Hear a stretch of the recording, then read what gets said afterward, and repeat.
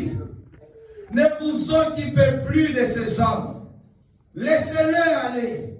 Si cette entreprise ou cette œuvre, là il venait d'arrêter les apôtres aussi.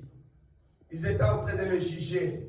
C'est là où il a donné l'exemple de Judas et de Judas. Il a dit, faites sortir d'abord les apôtres. Mais il dit que si cette entreprise ou cette œuvre vient des hommes, elle se détruira.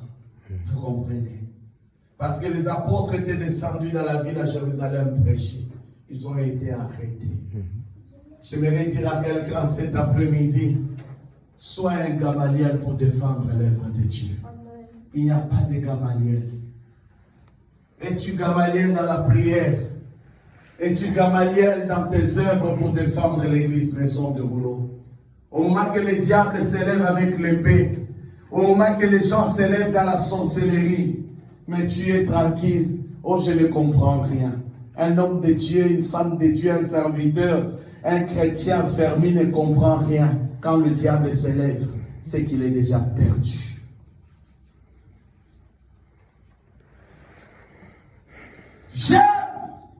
Lorsque le roi Babylone s'est élevé, Daniel, Shadrach et Meshach se sont fermés dans la présence de Dieu. Ils ont compris le temps de la terreur est arrivé. Le temps qu'on veut nous séparer avec Dieu est arrivé. Mais que notre Dieu se lève aussi de son trône. Comment vous n'avez pas le discernement des esprits? De comprendre comme le fils d'Issachar. De comprendre que non, ce temps ici l'église est en train d'être attaquée par des deuils. Combien s'élève? Combien se mobilise?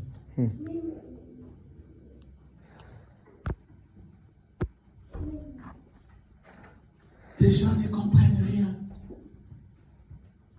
Vous devez vous lever. On doit se lever, à se mobiliser. C'est le temps de se regrouper dans des réunions de prière, à prier pour l'église. Jésus, lorsqu'il a pressenti que Judas était en train d'arriver, de le persécuter, toute la nuit s'est levé à prier. Il va demander aux disciples, veillez ne fût-ce qu'une heure dans la prière. Parce que celui qui devait livrer le Fils est en train d'arriver. Vous devez voir les choses aussi en avance. C'est le moment de se mobiliser, Église, amen ou pas. Amen. C'est le moment de se mobiliser. Moi, je vous parle en tant qu'émergé. Quand je ne vous vois pas, dans des zooms, vous n'êtes pas là. Quand je vois dans des réunions samedi, vous n'êtes pas là. Mais vous vous mobilisez. Des moments difficiles. Vous mobilisez où? Votre esprit est parti.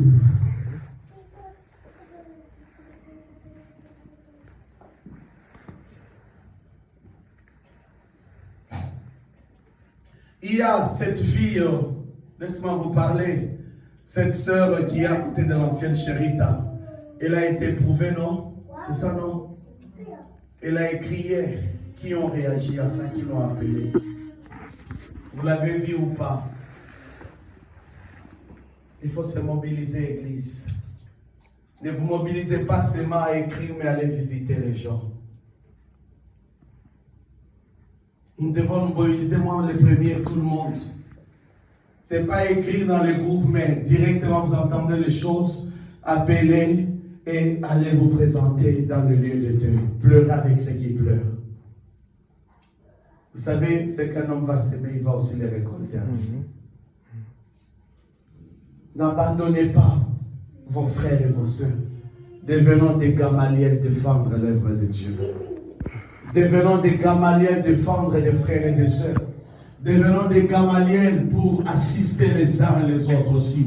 Devenons des Tchiba pour prendre soin aussi des autres destinées. Amen. Gamaliel va dire que si cette entreprise, cette œuvre vient des hommes, elle se détruira. Mais dans le verset 39, il dit, mais si elle vient de Dieu, vous ne pourrez la détruire. Vous ne pourrez jamais la détruire. J'aime bien fortifier quelqu'un. Que ta vie, personne ne peut la détruire tant qu'elle est fondée sur le roc qui est Jésus-Christ. Tu es fondé sur qui, bien-aimé? Parce que si tu n'es pas avec Jésus, tu seras détruit. Tu seras détruit. J'ai pris que tu sois, je ne te dis même pas un chrétien commun, mais sois un serviteur de Dieu. Sois une servante de Dieu qui est bâtie sur le roc. Parce que les tempêtes doivent toujours se lever. Lorsque les tempêtes se lèveront, lorsque le tonnerre viendra, mais tu ne seras jamais, tu ne seras pas basculé, tu seras imbasculable. Amen. Les tempêtes doivent arriver. Même lui-même, le Seigneur, les tempêtes étaient arrivées sur lui. Mais il était l'architecture de Dieu. Il était l'œuvre de Dieu. On l'a mené à la croix. Mais après la croix, il est descendu dans le séjour de mort pour te racheter. Après avoir payé le prix de libérer, il est monté à la droite du Père et il est assis. Et il a été ressuscité après sa mort. Et Dieu l'a donné un nom qui soit élevé au-dessus de tous les noms. L'œuvre de Dieu ne périra jamais. Ce ministère, comme il est venu de Dieu, combien de tempêtes se sont abattues sur la maison de rouleau, combien de complots s'est élevés, combien de gens se sont réunis, passés par là contre cette œuvre. Mais il est déclaré que personne ne détruira ce qui vient de Dieu. Personne ne te détruira tant que tu seras avec Dieu. Amen. Le secret, c'est celui-là. Que les sorciers fassent des réunions ou pas, je déclare et déclare que cette œuvre ne sera jamais détruite par un sorcier. Ta vie ne sera jamais détruite par un sorcier. Tu ne veux même pas dire amen. J'ai pris cet après-midi. Que Dieu soit le rocher de ta vie. Que Dieu soit la fondation de ta destinée. Que même au travail, que Pharaon se lève avec le magicien ou pas, mais il est déclaré par David que 1000 tombera à gauche et 10 000 tombera à droite. Je ne serai jamais atteint.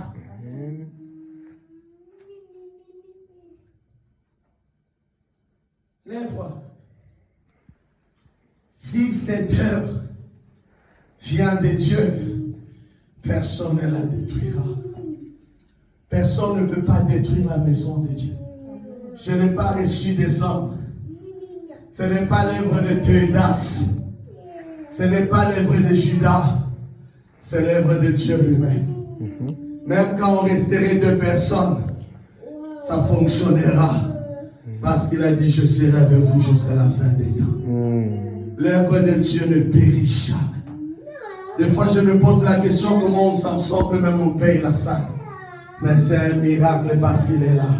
C'est l'œuvre de Dieu. Je suis en train de déclarer cet après-midi. Oh, je suis en train de le déclarer. Je suis en train de déclarer que Dieu te rende imbasculable cet après-midi. Je suis en train de déclarer que personne ne détruise ta destinée. Que personne ne détruise ta maison. Que personne ne détruise ton avenir, bien-aimé. Que personne ne détruise ta vie chrétienne, bien-aimé. Que si cette œuvre vient de Dieu, personne n'a le pouvoir de le détruire.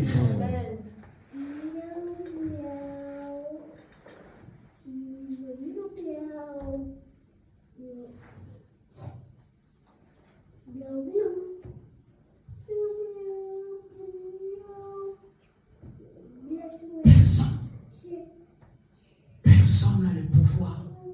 C'est Gamaliel qui va dire au Sanhedrin, personne n'a le pouvoir de détruire l'œuvre de Dieu. C'est pour cela que tu dois prier pour ta vie. Tu dois prier pour ta santé. Ce n'est pas un sorcier qui peut te détruire lorsque tu as été dans une église comme maison de rouleau, tous les jours te prêche la vérité. Amen. Tu dois être sérieux, bien-aimé. Tu dois être dans le droit chemin. On doit vivre dans la sainteté. On doit vivre dans l'honnêteté. Notre cœur doit être pur devant Dieu. Amen. Pour que Dieu intervienne. L'action des apôtres, il y a eu toutes sortes de persécutions. On a détruit Teudas, on a détruit Judas, on a détruit, bien-aimés, l'église. Sache-le que personne n'aime l'église. Sache que personne n'aime les chrétiens dans nos familles. Avec tous les ténèbres de nos familles là, bien-aimés, qui aime les chrétiens? Et pour cela, vous voyez, beaucoup de gens sont devenus des grands hypocrites dans des familles. Parce que vous ne voulez pas réellement montrer que vous êtes l'architecture, l'œuvre du Tout-Puissant. Nous devons nous montrer, bien-aimés. Il a dit que c'est lui qui aura honte, qui aura honte de moi devant les hommes. Moi aussi, je vais les réveiller devant Dieu. Tu as honte de descendre en cours de route. La maison de rouleau n'est pas l'œuvre d'un homme. Ce n'est pas ton œuvre ni mon œuvre, c'est l'œuvre de Dieu. Il les garde toujours.